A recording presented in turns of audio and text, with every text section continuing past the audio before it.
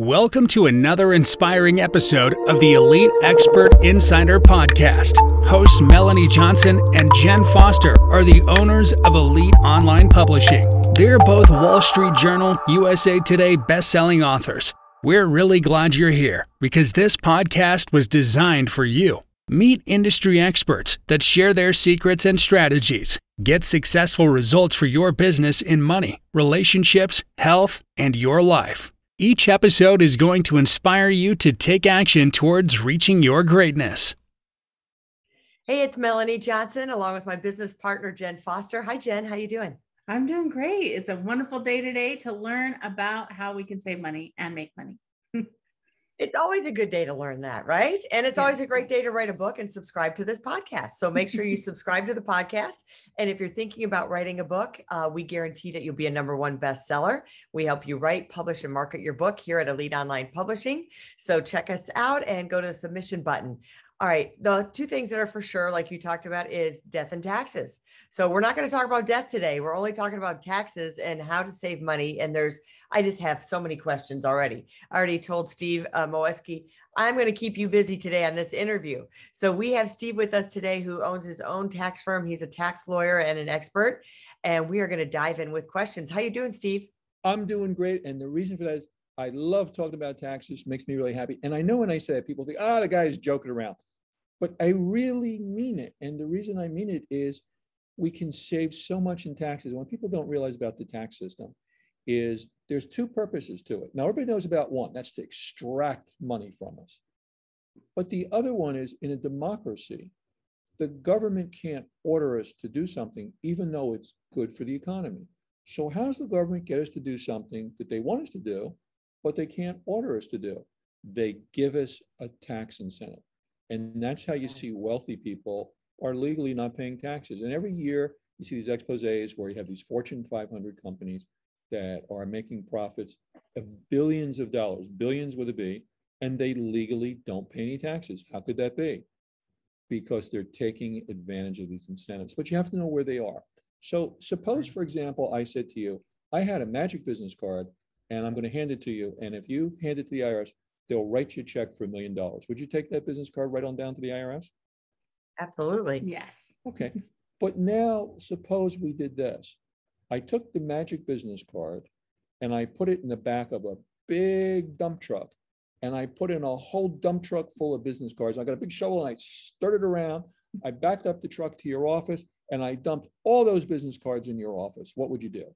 You'd probably say, oh my God, look at this mess.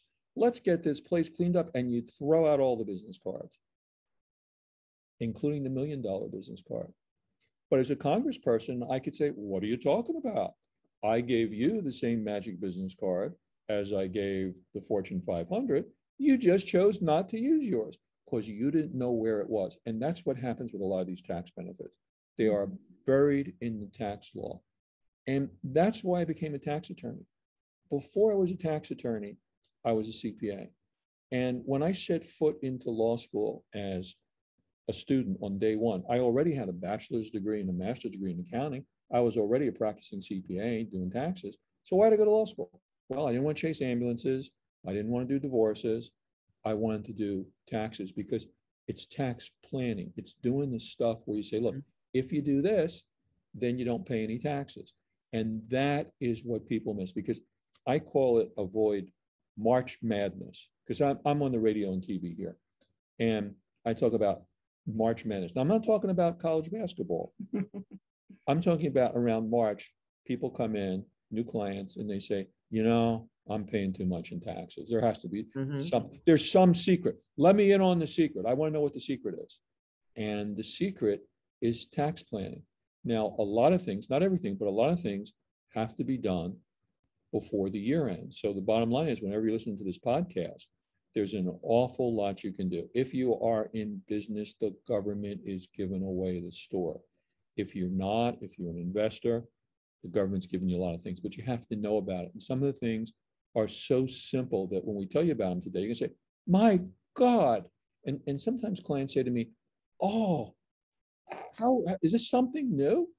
And some of the things they know, they've been around forever. Just your former person didn't tell you that, because one of the criticisms I have for accountants, CPAs, remember I had that license first, is that a lot of CPAs, they just take all the forms and they move the numbers from one piece of paper to another piece of paper, and they say, here you go. I say, well, wait a minute. Isn't there some way we can save taxes? So let's have an example. Suppose I said to you, I'm going to give you a choice. This is a hard choice. Are you ready? Suppose choice A is that you would say you would pay less taxes and put your money in a very safe and secure place. Or choice B, pay more taxes and keep your money in a place where creditors can take it away from you. Which of those two choices would you take? A. I can't hear you. A, definitely sure. A. So that's a Oh, no-brainer, okay. huh? So, and I say that to clients, they all say the same answer. And I say, do you have a pension plan? They say, no. I said, well, in theory, you told me you wanted to save the taxes and be safe with the money, but in reality, you chose to pay more taxes. So let's talk about that one. There's over 20 different types of pension plans, and people know about the simple ones like IRAs and 401ks and things like that, but they're so limited. I'm talking about the fancy ones. So the fancy ones, our average clients put away hundreds of thousands of dollars a year for themselves, and some put away millions. So what happens here is there's 4 major benefits to a pension plan. 1, you greatly reduce your taxes. Most people at that point say, sign me up, Steve. But Steve Moskowitz says, wait, when someone gives you something nice, what do you say? Thank you. Thank you. See, that's how I know you're not lawyers. You say more, I want more. And that's what we're going to give you here. So the next thing is your earnings are not taxed while they're in the plan. So obviously, if you have a choice of your earning taxed or not taxed, they're going to grow a lot faster and be a lot bigger. Next, we want to take cash flow. Almost all benefits, so you have to write the check by December 31st, year 1 to deduct it from year 1. Not with pensions. You can fund them up to the time of filing the return plus extension. So in English, if we're planning for year 1, depending on the type of entity you have either September 15th or even October 15th, year 2, to put the money in the pension plan, but still deduct it from year 1. And then you say, well, I still like that idea of more and more, tell me more. And what happens is you say, well, wait a minute. Suppose, I'm in business and I had a coup year and it was incredible. We made so much money, but I don't want to pay a lot of taxes. With these plans, what you can do is you can make multiple plan year contributions in 1 calendar year. And when the smoke clears, you have this gigantic pension contribution and you apply it all in 1 year. So if you have that fantastic year, you don't have to pay the fantastic taxes. And another thing is the pensions have special protection under federal law. So it's true wherever you are in the country. And what that means is if you get sued, and let's face it, a lot of times, especially in our country now, unfortunately, if you have something, there's a lot of people say, well, that's unfair. You have something and I don't. So I'll just take it away from you by suing you. The pension plans, the plaintiff can't touch your pension. And although I hate to mention his name, the poster boy for this is O.J. Simpson, because as you know, he has a multi-million-dollar judgment against. He's had him for many years, but he's not lost 1 penny of his pension. And if everything goes really badly for you and you have to do a bankruptcy, even the bankruptcy court can't take your pension. You keep 100% of your pension. So the bottom line is you say, that's terrific. And then I know one of your listeners saying, oh, all the stuff for the business people. Oh no, that's so unfair. What about me? I'm a wage earner. I said, well, wait a minute. Are you a landlord or are you an investor? And if the person says yes, then what we do is we set up an entity form. And here's where tax and other things overlap. Suppose you have somebody that's an investor, they're a landlord. And suppose one of the tenants gets rip-roaring drunk one night, falls down, breaks his back, and now he's a quadriplegic. So he sues the landlord, And he says, well, I didn't fall down because I got rip-roaring drunk. I fell down because you didn't have the floor maintained properly. And the jury decides to award a giant judgment, quadriplegic, you're going to need lifetime care. And that's an amount in excess of the landlord's insurance. One lawsuit can wipe out a lifetime of earnings and savings. So what do? You become an entity.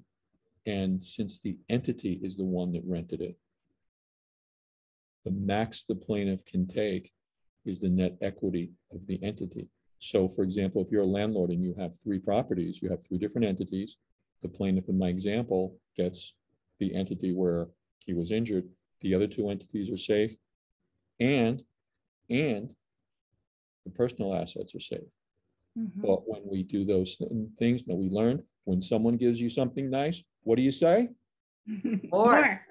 Good. You're learning. Well, give me some details, because it's all sounds great, but first of all, like the one that you're talking about that you can increase and put hundreds of thousands of dollars in. Walk us through how you do that. I mean, my knowledge is that it's based off your wages, right? You take a certain percent of your wages and you can put in there. Yeah. So what happens is that's where we bring in an actuary, and the actuary makes a determination based on the earnings, the age, length of service. That's why it varies for everybody.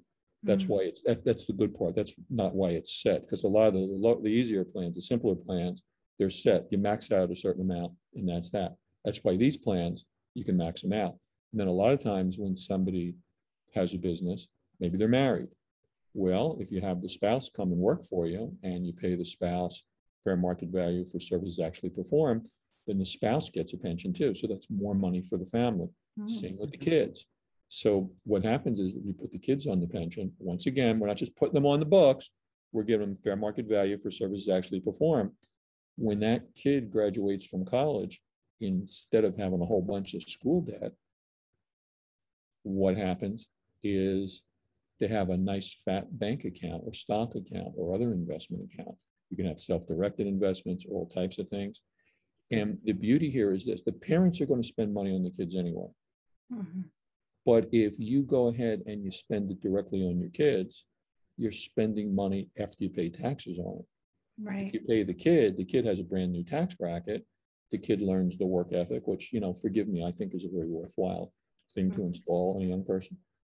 And the kid has a brand new tax bracket, so mommy and daddy are paying for it before they pay taxes on it. And the kid has the pension plan. So when the time the kid graduates from college, you say, hey, instead of all this school debt, he's got a fat bank account. Isn't that better? So parents win, kids win, IRS gets less money, but I've never heard anybody that feels sorry for the IRS. That's the nice thing about being a tax lawyer. Other areas of law, sometimes people would feel, like somebody representing a murderer, they say, well, what about the person that got murdered? You got them off on a technicality. Nobody feels sorry for the IRS. My whole career, nobody's, the IRS really needed that money. No, they don't. They can print out more. Isn't Biden trying to close that gap? I had heard rumors that he was saying that, all these people are making millions and millions of dollars tax-free through these pensions and retirement accounts. And he's like, nope, no more. We're gonna eliminate that. Have you heard that? Yes, gonna happen? This is a big deal. President Biden, and again, so I won't talk about political things, just tax things, but President Biden wants to vastly change the tax code, which would be a major distribution of wealth. And let's face it, wealthy people are influential people, and nobody wants to say it, but you know what? Congress people do pay attention to wealthy people, and they know them personally.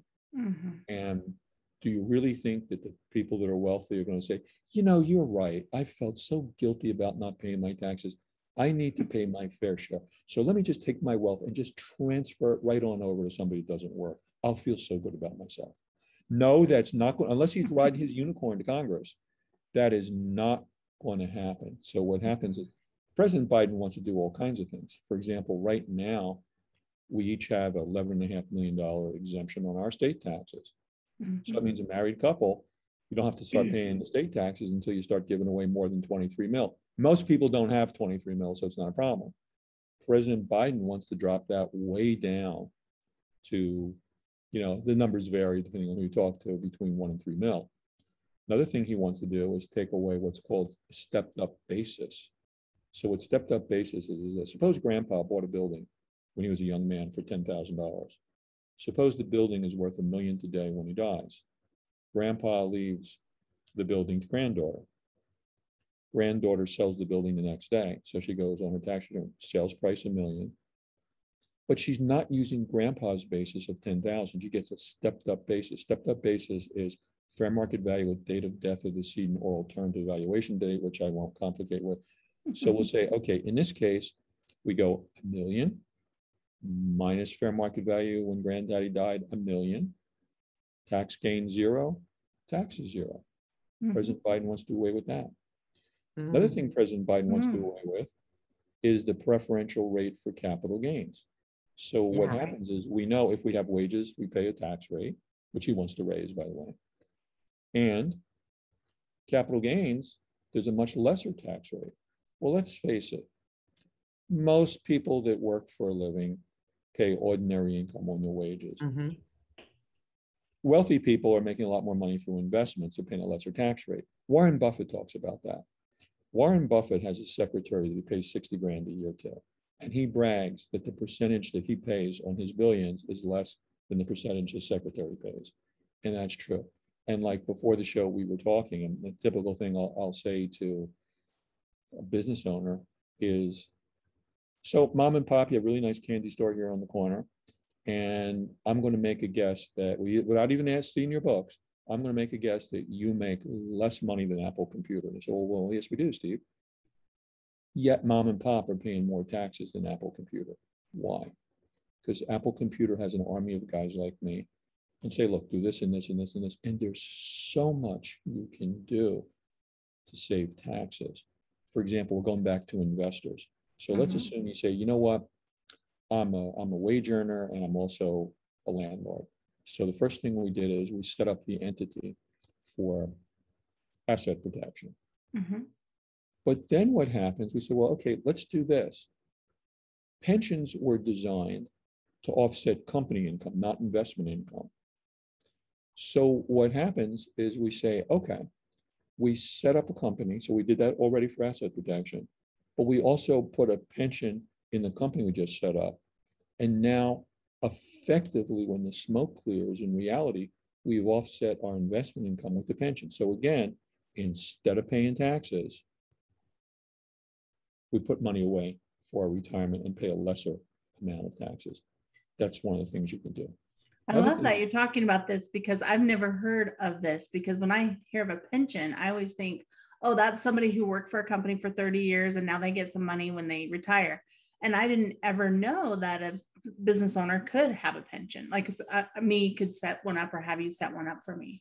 See, Jen, that's why here, I'm locally, I'm on TV and radio. I talk about this all the time.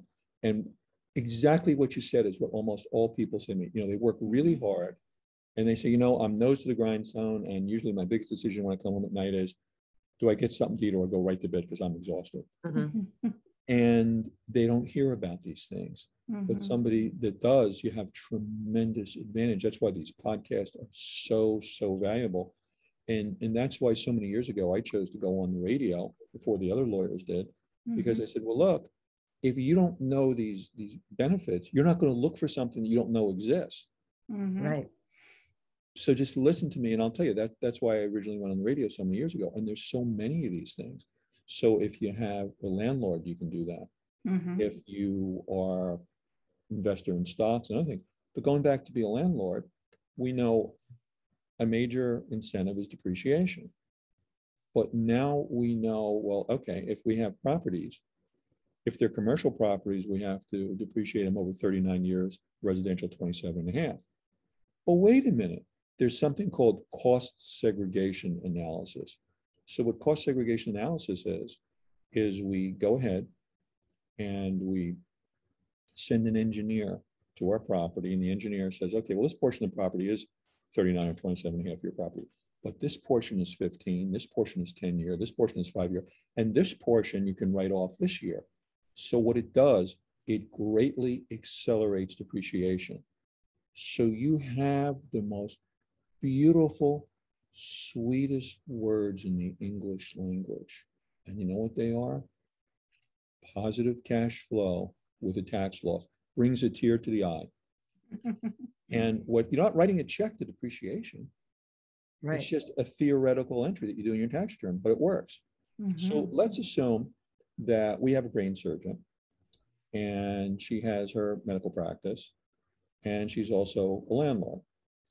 And she'd have to pay taxes on her medical practice and she'd have to pay taxes on the profit from her building. But now we do cost segregation analysis. So through the use of this, we bring our depreciation down so there's no profit in the building. So she physically, she has the money, but she's not paying any taxes on it because of this theoretical entry. But she also had, let's say this depreciation is so much that even though we have a positive cash flow, we have a tax loss. Can we deduct this loss against her medical practice? So the general answer is no, because we have nasty old Internal Revenue Code section 469, that's the passive activity loss rules, that says, well, that's a passive loss and you can't offset that against your active income. But there's an exception to 469.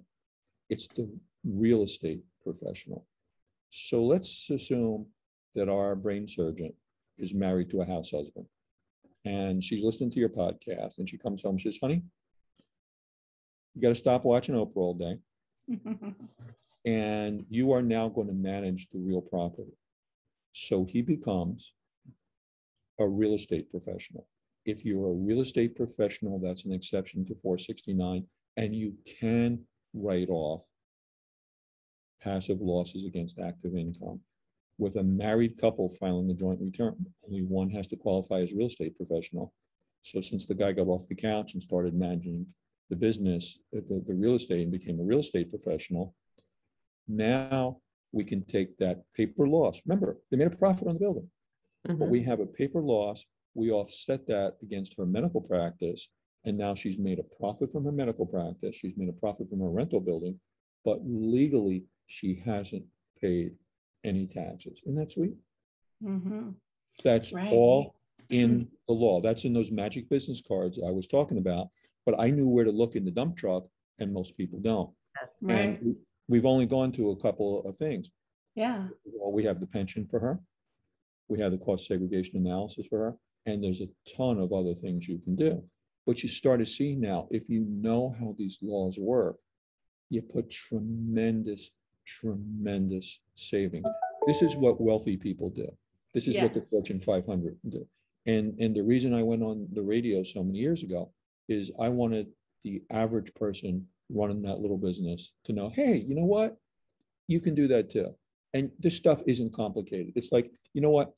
I don't know how to change the oil in my car, but I don't have to, because I know a guy who knows how to change the oil and he does it for me. Exactly. So you don't have to know how to do this stuff as long as you go to somebody that does. Let's take a look at still another benefit. Now, we remember a few years ago with the Tax Cuts and Jobs Act that we lost our ability to deduct our state taxes on our federal return. So if you're in a state that doesn't have any state income taxes, you don't care about this. So just hold your breath for a second. But everybody else, you say, you know, for the people that live in states that are high tax states, sometimes known as the blue states, you say, well, okay, for a lot of people, their biggest tax deduction was the state income taxes, and now that's gone except for the 10 grand. Almost half the states have a workaround. And what the workaround is, once again, with an entity, what we talked about is all at the personal level. You form an entity, and it's a flow-through entity. So the flow-through entity, the entity itself, doesn't go ahead and pay any taxes. It just flows through to a personal return. But you make an election on the entity to pay the state taxes at the corporate level, the corporation you set up, the entity you set up, not the personal level. You don't pay a penny more in state taxes. But now, because it's a business tax, not a personal, you get to deduct it on the federal return. So essentially, this is the workaround where now, if you do this, you, excuse me, you can go ahead and deduct your state taxes in unlimited amount on your federal return. It's a workaround. So if you live in a state that has a state income tax, about almost half the states have this. Find out if that's available in your state. And if it is, you want to do it. And if it's not, you want to take a look at a state that does have that.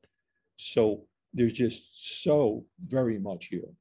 Yeah. And what I'm really hearing is, if you don't know about these things, then you need to make Steve Moskowitz your friend and hire him to help you to get all those tax benefits. That's right. And we're happy to do that. And we do cases all over the country and internationally as well. So you say, well, wait a minute, Steve, what happens if I have to talk to the IRS and I'm in Utah or I'm in Florida or I'm in Maine and you're out there in California? The IRS definition of attorney is the member of any state bar. So that means, and we travel all over and we travel internationally too, that we can legally appear in any IRS office as an attorney. We're recognized as an attorney. It doesn't matter what state you come from. And you say, well, but what if I have to go to tax court? I know, the lawyer should be familiar with the local judges. And, here I am in Illinois or Texas or Montana, and you're out there in California. The tax court only has 19 judges for the whole country. Wow, I didn't know that. They literally travel around the country, just like Abraham Lincoln did. They ride the circuit. So the bottom, and the tax court also is a national court. So that means if we appear in tax court in New York or Montana or Texas or Idaho, we literally are appearing before the same judges as we would in San Francisco. So there's no hometown there. So it doesn't matter.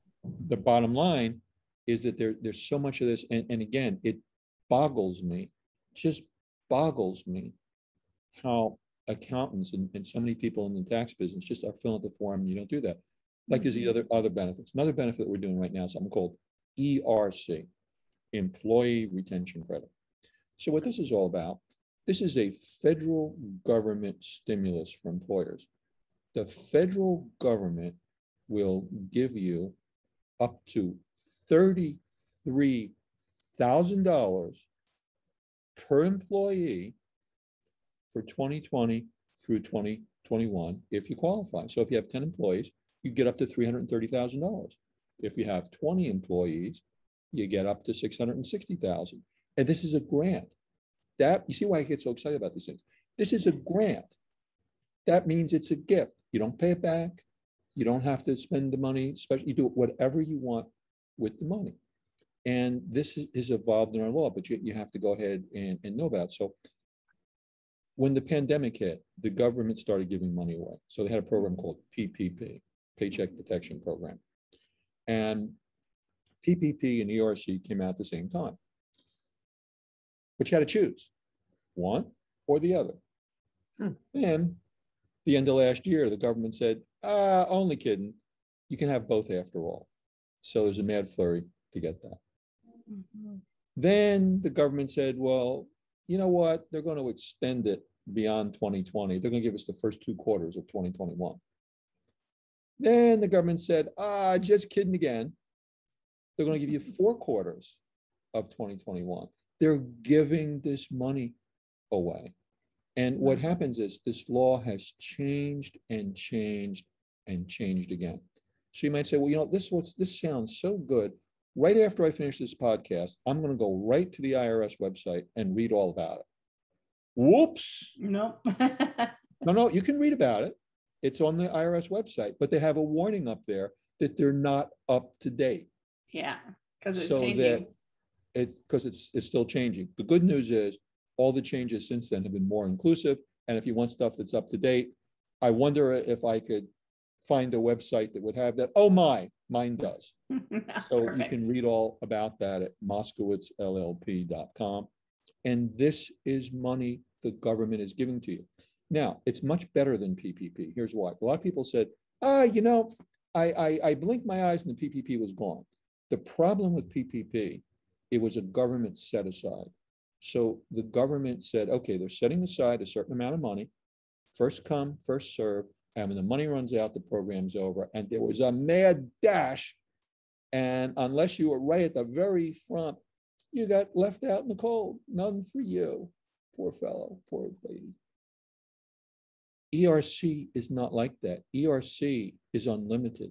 ERC is US Treasury. So the government just print up some more money. They are literally giving the money away.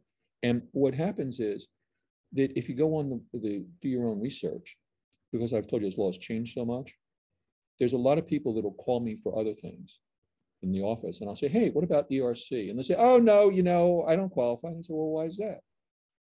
And they tell me, and I said, well, either you misinterpreted it or the stuff you read on the website was the old law, because a lot of people post things, and when the law changes, they don't take it down. Mm-hmm. So you read about stuff. It's kind of like, if there was a website a long time ago that said, you're going to fall off the edge of the world if you sail too far. Well, if they didn't take that off, you're afraid to sail. So I don't fall off the edge of the world. So what happens is, to give you an idea, to date, the largest one I've done so far is a client called up for something else, said he didn't qualify. I said, yes, you do. He's getting almost $2 million. Wow. And we have lots of clients that are getting hundreds of thousands, and whatever the amount is, it's free money. Yeah. Why wouldn't you want it? Where do you go to apply for it? Is it just on the IRS website, or where do you go to apply? Well, what happens is it's going to be a filing of an amended payroll tax return. So you're going to file either a 941X or a Form 7200. And the difference is, we're looking at, for 2020, we're looking at a period from 3/13/20 to the end of the year. For 2021, which is far more generous, we're looking at calendar quarters. So what happens is, if you've already paid the payroll taxes, you go ahead and file a 941X. But you say, well, wait a minute, I have taxes I should be filing. I want to get the money and not have to pay you. So you do that, and you can do it on the original return. So the bottom line is you're asking the IRS for it. Essentially what happens is, but there is an interrelationship if you had PPP, and then there's the qualifications. Not everybody qualifies. What do you have to do to qualify? So what happens to qualify, you either were fully or partially closed by a governmental entity, or you had a decline in business that I'll describe in a minute. Mm-hmm. People really have trouble with the partial closure. Let me give you a few examples. One, the restaurants. The restaurant can be open for takeout and delivery, but can't use the dining room. That's a partial closure. You qualify. Or the restaurant can use the dining area at 25% capacity. That's a partial closure because you can't use 75%. With the dentist, they weren't allowed to use aerosols. That's a partial closure. So what happens is, that's where people trip up an awful lot because they don't realize something qualifies as a partial closure. And if you say, no, there was no partial closure for me, everything was normal, then we take a look at, did you have what's called substantial decline in business? Here's the numbers. We compare quarters 1, 2, 3, and 4 of 2021 to the corresponding quarter 2 years before, 2019. If your sales were down by 20% or more, you qualify. For 2020, it had to be 50%, but that's only 2020. And 2020, they only gave you $5,000 ahead for the year. 2021, they're giving you $28,000 ahead, and they made it much easier at the 20%. And then we get into the minutia. Suppose we say, okay, well, you know what? This is terrific. I wasn't partially closed at all, but mathematically, I qualified for quarter 1. I qualified for quarter 2, but golly gee whiz, sorry for using that strong language on your podcast. I don't qualify for quarter 3. Good news, there's an exception. My whole career is about the exceptions. Yeah. The exceptions is, if you qualified in the previous quarter and you don't qualify in this quarter, they give you a bonus. They say, you know what? If you qualified in the previous quarter, you qualify in this quarter. So in my example, you qualified in quarters 1 and 2, but not quarters 3. But since you qualified in quarter 2, they'll still give you the money for Q3 anyway. Wow. But this is minutia. So now you know how I spend my life. Yeah. Which That's I wonderful. find fascinating. Other people say, Steve, but this is me. But this minutia, can get a client hundreds of thousands of dollars or more in the other case, a couple mil. Yeah. And this is stuff you need to, that's why I say don't try it at home, because Yeah. you're not going to know this stuff. Again, I would never dream of trying to fix my own car or plumbing. I had a client Right. that did that. Right. And I had this client. We do have to wrap up because we're running into that. We'll have another podcast coming up. But tell us where people can go to find you one more time on the website. You can call us toll free at 888-TAX-DEAL. That's 888-TAX-DEAL, 888-TAX-DEAL, or MoskowitzLLP.com, MoskowitzzLLP.com. Guys, thanks for inviting me. I had a great time, and I hope you invite me back. Awesome. That was great. Well, your podcast was so informative. You went on so much, I didn't even get half my questions in. So we might have to have you back so I can I did that other on purpose, questions. so you'd have to invite me back. That's right. That's right. So, and you should write a book. So you haven't written a book yet, but you have so much knowledge. This was like almost a whole start of a book right here. So thanks for coming, Steve. We really appreciate it. Remember to subscribe to our podcast. And if anyone out there does want to write a book, reach out to us at Elite Online Publishing. We guarantee we'll make your book a #1 bestseller. We help you write, publish, and market your book. And we will see you next time. Bye. Bye-bye. Hey, are you looking to increase your revenue, build credibility, and elevate your brand? This podcast is brought to you by Elite Online Publishing, an innovative publishing and full spectrum marketing company.